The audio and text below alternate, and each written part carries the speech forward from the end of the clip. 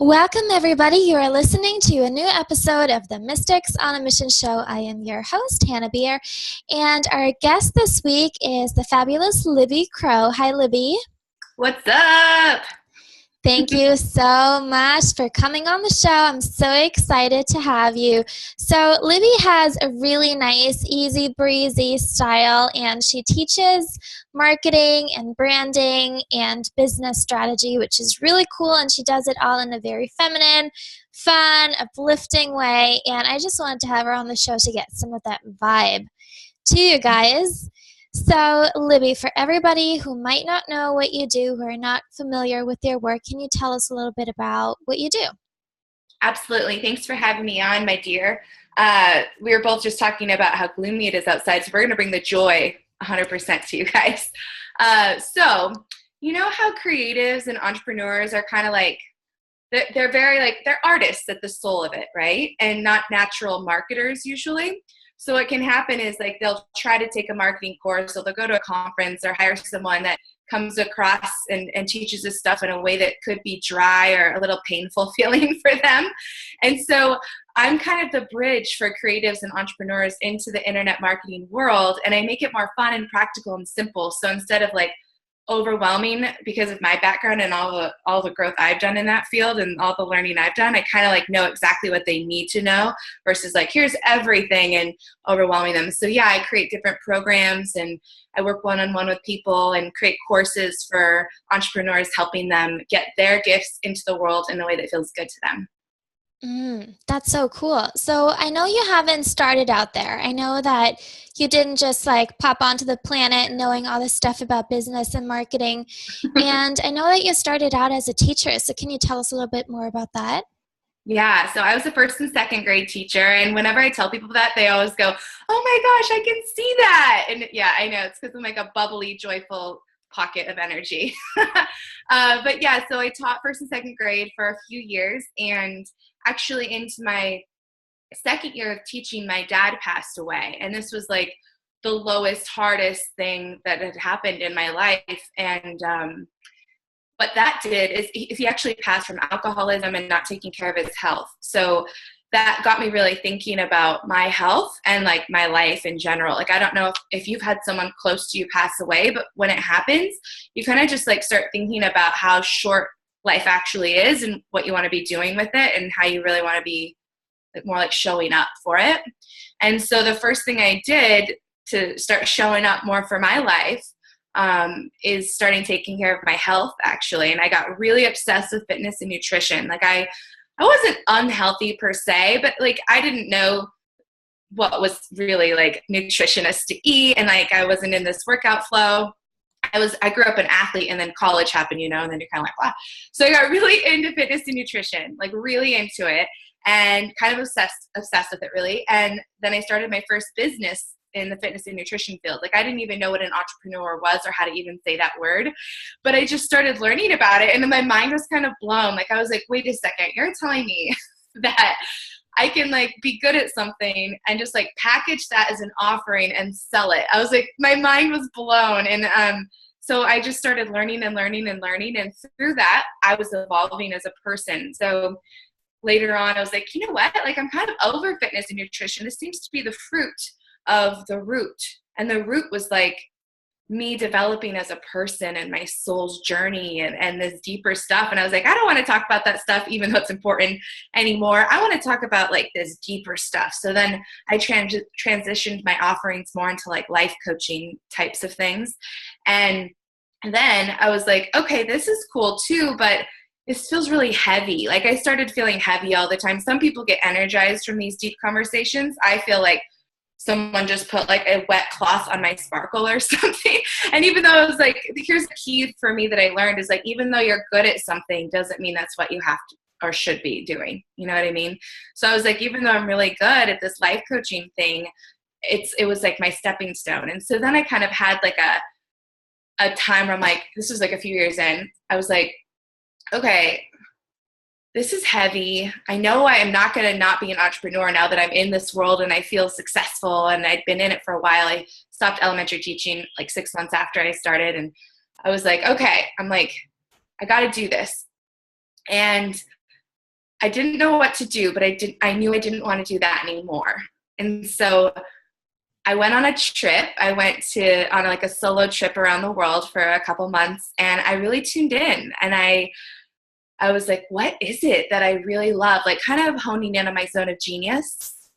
And, I had lots of conversations with friends, and I was really like, my thing is like possibility centric. So I love helping people like see what's possible and help them get there. And a couple of my friends were like, you've been helping people with business like this whole time on the side. And oftentimes you have more business clients than life coaching clients. Like, why don't you just do that? And I was like, I'm not a marketer, because like I had that idea in my head that like a marketer should be like, okay, we're going to talk about your funnel. Like kind of like that. And I was like, I'm not like that. I don't know if I want to frame myself as that. And they're like, well, you're really good at it, so maybe you should think about that. And so I tuned in even more, and I started playing with it and working one-on-one a little bit more with business strategy clients. And then I started developing programs around the work that I saw people really need, like social media, branding, and building out their value ladders and funnels and things like that. So I just jumped on it like a little bit over 8 months ago after I got back from my trip to just fully immerse myself. And ever since then, I'm like, oh, this is it. This is it. And I feel the best I've felt in my entrepreneur journey now. So yeah, that's the gist of it, baby. So good. So what do you love about your new niche, about helping people with branding and marketing? Got my spring water on.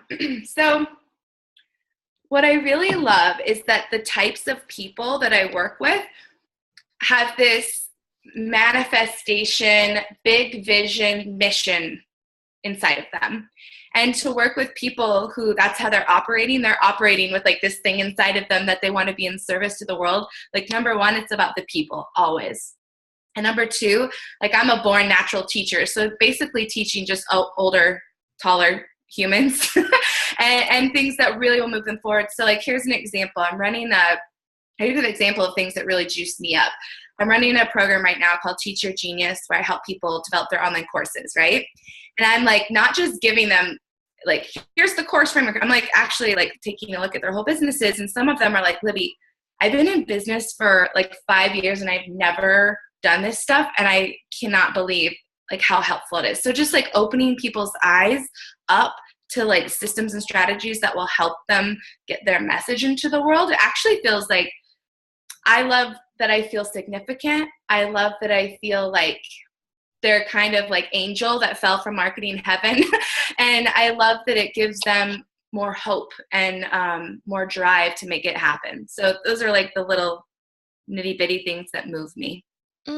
That's so cool. I also wonder a little bit about some tough times. Like, did you ever feel any resistance before making the change to your new niche, or even to transitioning into working as a coach? Yeah, so there was no dark times when I first started. Like I was like, wait, you can be a business owner? Jump me in. And I just went full on. It was more so after that journey had started, like that, that picture, the day in the life of an entrepreneur that's like, it was like that a lot. And still sometimes it is, So like I would say my first like big womp, like this is hard and this sucks was I had quit teaching and I was working alone all the time. And I was on this personal development path, hardcore, right? How you kind of have to be as a business owner.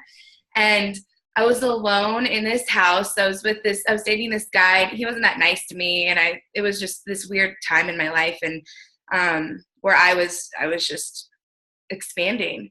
And I was alone in the house, like working all day on my business, like every day. And I was just like depressed. I was like, I thought this was supposed to be fun and like freedom feeling. And this actually just feels like I'm chained to this desk in this home I don't even want to be in. And it was just like this rigid and overly structured way of being that I was kind of participating in life in, and it was gnarly. And after that, there was this other really dark time when I was going from fitness and nutrition to life coaching stuff, and it's hard. I don't know if you've transitioned your business like that, but what can happen is you feel like, I felt a little resistant to it. Like, should I leave this whole thing behind that I like branded myself as, like, and to do something new? Like, does that come across as flaky? And, you have all these stories that you tell yourself. And I had resistance there. I had some depression there. And I had some like, what am I doing in this world there? And then again, when I'm continuing to like find my genius, right? Like when I transitioned from life coaching to business coaching and I went on that trip, it was partially I was avoiding like life to go on this trip because I was like, this is too stressful. I don't know what to do. And then it was partially like to try to like tune in. And when I got back, it was actually like a little bit of a shit show because I wasn't used to working hard. Like I was in vacation, like traveling gypsy mode, you know what I mean? And so it was really, really hard for me to get back into this mindset of being a business owner. It was like momentum breeds momentum, and I had no momentum. And so that was really difficult for me when I got back here to Santa Monica after the trip, and lots of tears, lots of like anxiety, like all the works. I mean, anybody who's a business owner knows that it's not all like pretty pictures. Mm-hmm. I so get that. Yeah. Yeah, like every now and then when I feel like I just want to give up, because that does happen every now and then, when something just doesn't go your way or it's a gloomy day out and I don't know, you just hear stories and there's like new shit coming up to be healed. Like that just happens. Like it's really good to have those spaces. For me, it's always the time before my birthday and it's always the time before I get my period. It's like clockwork. Mm-hmm. Everything's fine in my life and then those two times come around. And I also heard that the year 29 is going to be really terrible, and 48 that you can even like schedule the Saturn return. I think that's what it's called. Some astrological thing. You can basically schedule that in your calendar and then know that you're going to, contract and then expand like crazy. And whenever that's happening, sometimes I just want to be like, this is uncomfortable. Thank you very much. I'm going to go get a job. And then I'll, get on my computer, Google for jobs, and quickly find out I'm making much more money running my own business. I'm working less hours running my own business. Like, this seems terrible. And I just, have a look at the real world, and I think, oh, yeah, this isn't so bad. I just need to sit down. It's humbling to be in the situation of realizing that something's not working, that I need to change something about myself, about the way I'm running my business, and just, learn and step into the next growth phase. But eventually, I feel like that's what makes an entrepreneur. It's like, are you choosing to step into that growth phase? Like, are you choosing to say yes? Like, to lean into that discomfort and to, embrace it fully. And I'm hearing that that's what you've done. So that's really impressive. Yeah, persistence is the mother of all skill, right? Mm-hmm. I love what you mentioned actually about your period, and I'm just like wonder if we could just talk real briefly about that, because well, first of all, I never used to be like comfortable talking about it, so I think it's pretty cool that we could just talk about our periods on like a podcast. But anyway, I completely relate to you. Like when it's that time of the month, I seriously feel so insecure. I feel so low. I want to give up. I feel like no one loves me. It's a hot mess kind of, right? And it's so true. Like we have to remember that with our follicular cycles, like we are going to change in business, and we are going to like be able to show up differently every week in our businesses according to that. And I think that's a really important thing that we're not talking about as much as that we could be with female entrepreneurs. Mm-hmm. Yeah, it's a really helpful thing to know about, because sometimes I just think, what's wrong with me? And then 2 days later, it's like, yeah, you're like, I'm feeling good. Am I crazy? You're like, what? Yeah, I love that you brought that up, because that's real. Definitely. So I wonder, what's your growing edge right now? Like, since we're always up leveling, expanding, what's something you're working on or learning right now? Yeah. So right now I am developing my product suite. So one thing that my big vision is actually to travel around the world doing what I call good-hearted miracles. So like I'm philanthropic at my core too. And it's basically, I want to like be able to travel around and just like give random like financial miracles to people and families. And in order to do that, I want to have something more passive in my revenue stream so that I'm able to like spend my time doing that and then also serving people. So I'm building out my product suite, which are these different programs in my value ladder. And I hired on an amazing person to help me with that. And it just feels really expansive and it feels really right. Like I've done in the past, I do a lot on my own. Like I buy courses on my own. I go to seminars on my own. I do a lot on my own. And even though I always have like a mentor or coach or two in my orbit, I feel like hiring on someone who's going to help me with building out all these product suites is like saying yes to my big dream. And so that's really exciting and what's present for me right now. That's awesome. So for people who don't know what product ladder and product suite means, can you explain that to us?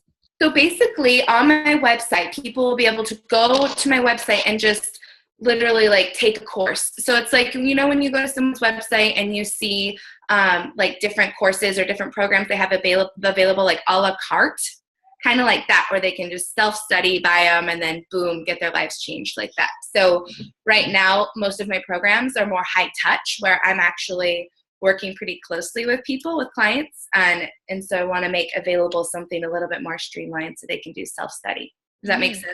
Yes. Awesome. Thank you. Mm-hmm.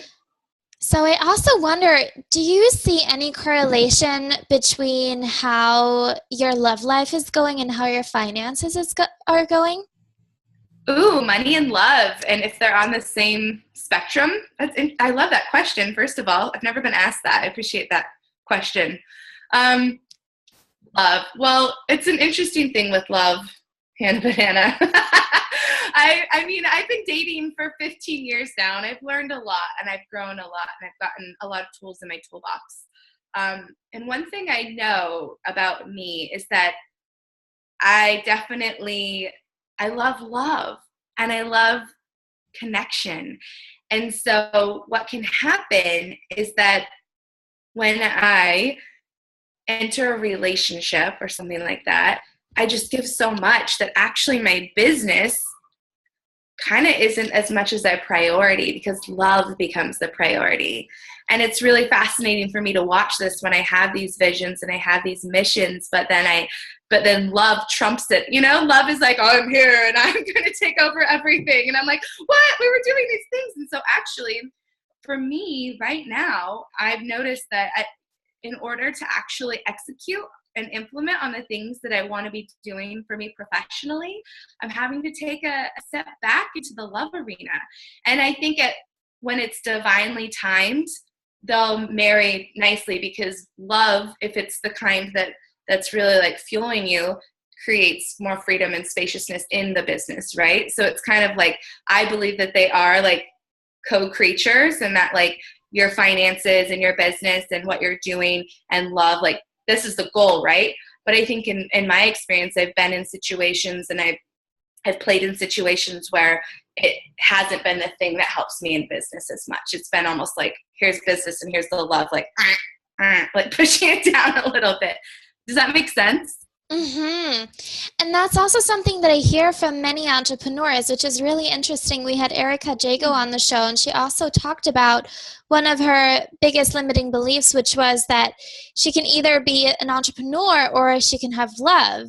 And it's really interesting. And something that I also hear in what you said is that sometimes you just need to, build on one thing and then you can add the next. Because I do very much believe that it's possible to have it all. It's just that sometimes like there is the subconscious story inside of ourselves that we couldn't possibly have it all, that we're not deserving of it all, or, that we just have like all these subconscious blocks. Sometimes it simply don't allow us to have that.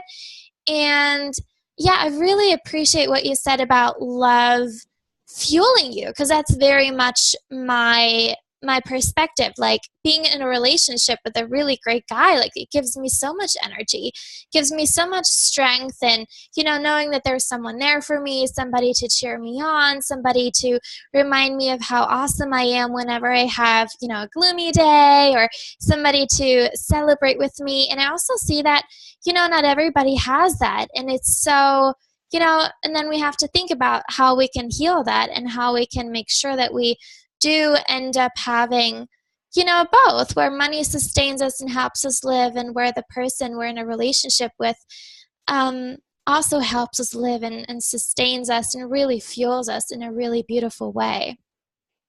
Yeah, boom. I love your take, and I believe the same thing. I think here's something interesting that maybe we could jam real quickly on. I've lately been thinking, okay, in order for me to feel fueled by love or what have you, or whoever I'm dating,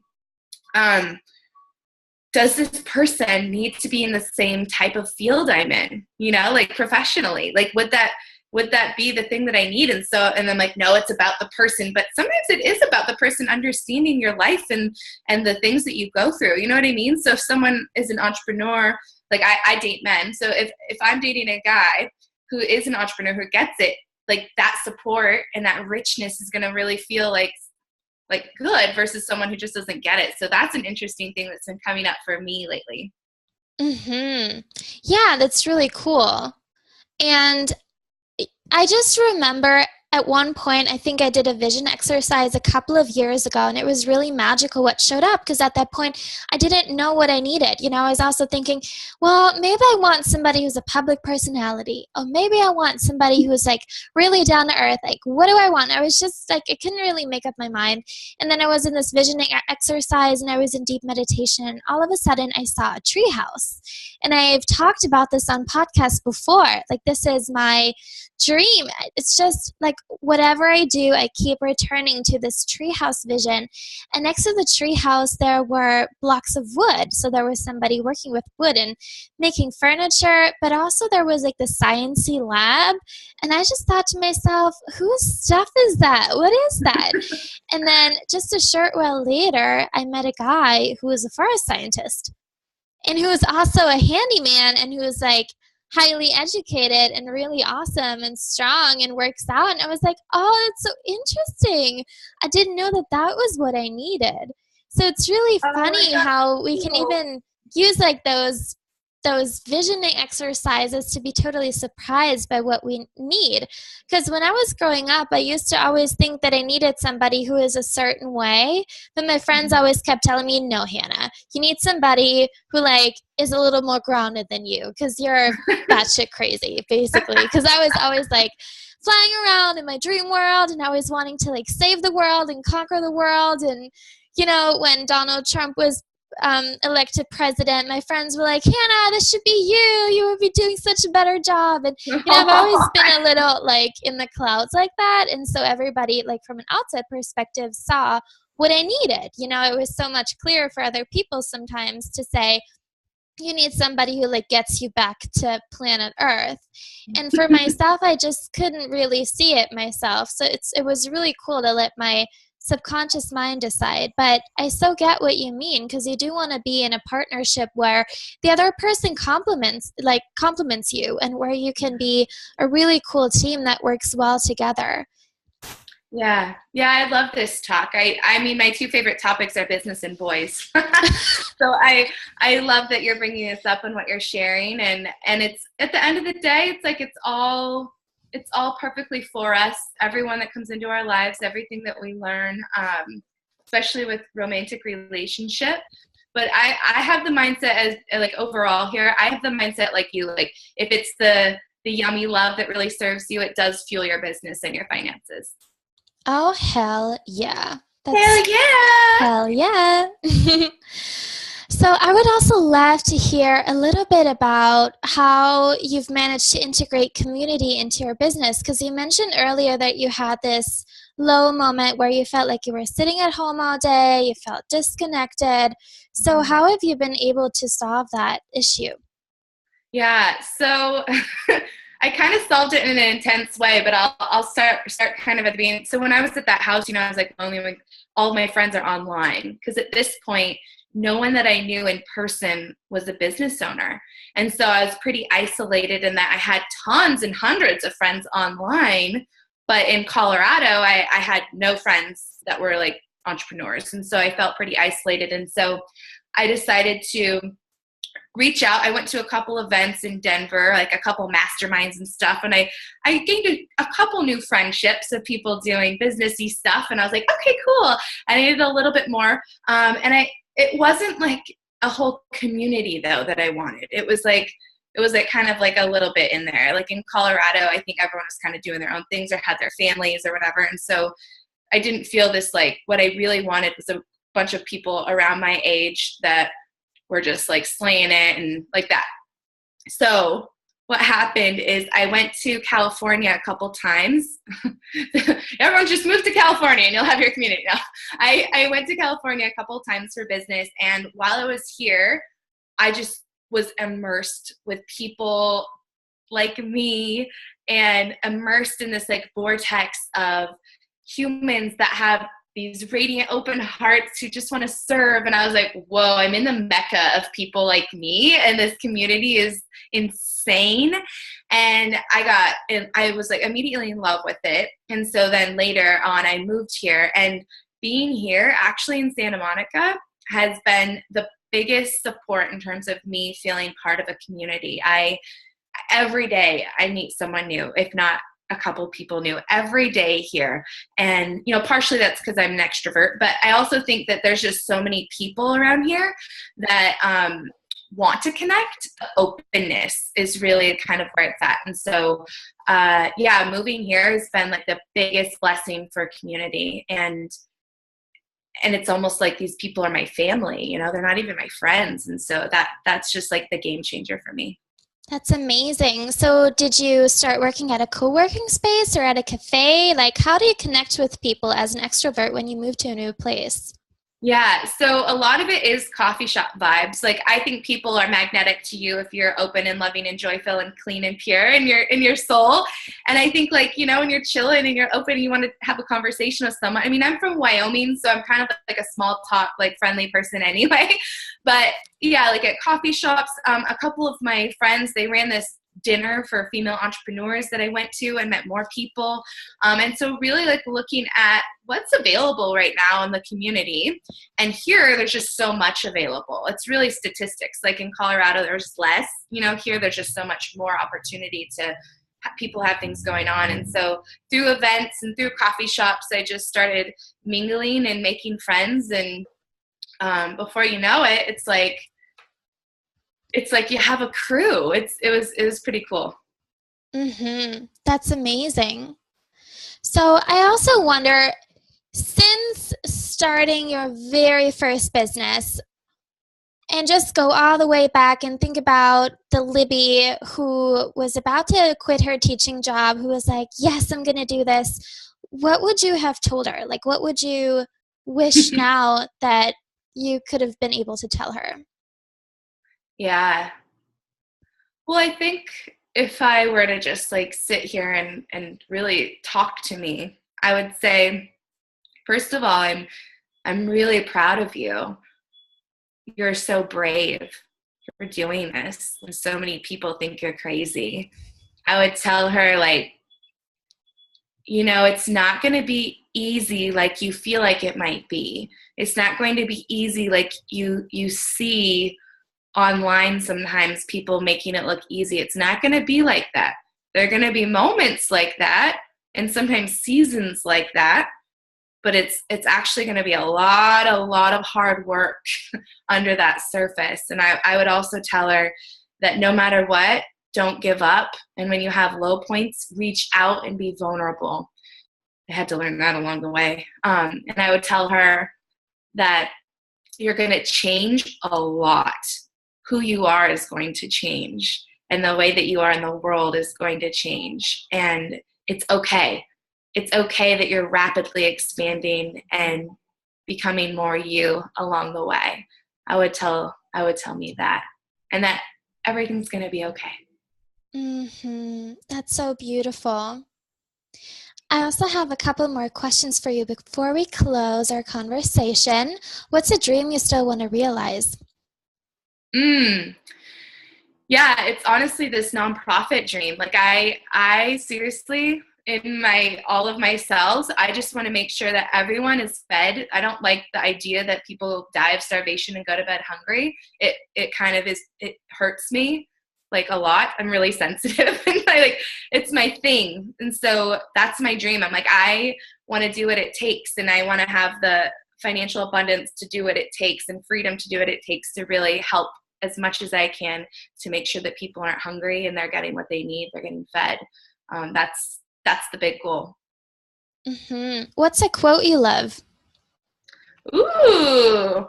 Well, now I'm thinking about all these quotes that I just wrote in my group coaching program yesterday that are off the top of my head, but they're not my favorites. So let me I was teaching them about like when you knock on the door of opportunity, don't be surprised if hard work answers. It's a Brendan Burchard quote, but that's not my favorite.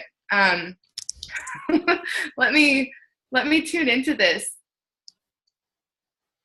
You know, it's so dorky, but this one is the one I say all the time. Mostly I say it because it's kind of dorky and I like to see people's reactions. But I always say, teamwork makes the dream work. And it's really true. And it's something that I think actually, if I look more deeply at it, I've always like been this independent person. Like, I don't need anybody. I can do it on my own. And the truth is I do need other people. So even if I'm in the elevator and someone pushes the button for me, I'm like, teamwork makes the dream work. I say it all the time. It's pretty dorky. Ah, that's so cute. What's a book you love? The Biology of Belief by Bruce Lipton. Hands down, got to get your hands on it. I love cellular biology. I love his work because he marries science and spirit in a beautiful way. That's a cool book. Awesome. Yeah. Sweet. What's a place in the world you would still love to visit? Ooh. All of the above. No. Lately I've been really feeling drawn to Spain, España. Yeah. And you haven't been? Not yet. Yeah, it feels like sassy and spicy, and I think I want some of that all up in me. Sounds like a good place for you. I think you'll love Barcelona. Yeah, you like it? You've been? Yeah, it's a fun place. Cool. Awesome. So for people who would like to stay in touch with you, who would like to follow you on social media and learn more about how they can work with you, how is that possible? Yeah. Thanks, love. It's really easy. It's Libby Crow everywhere. Website, Facebook, Instagram. Crow like the bird. Okay, sweet. Thank you so much for having been on the show. It was really a pleasure talking to you. Thank you. I really appreciate your sweet demeanor and the way that your like reflective questions are they're really beautiful. You are a gem. I appreciate you. Thank you so much. Everybody else, head on over to hannahbeer.com/show to get all the show notes, to catch up on everything we talked about today, to get all of the links, and talk to you next week. Bye. Bye.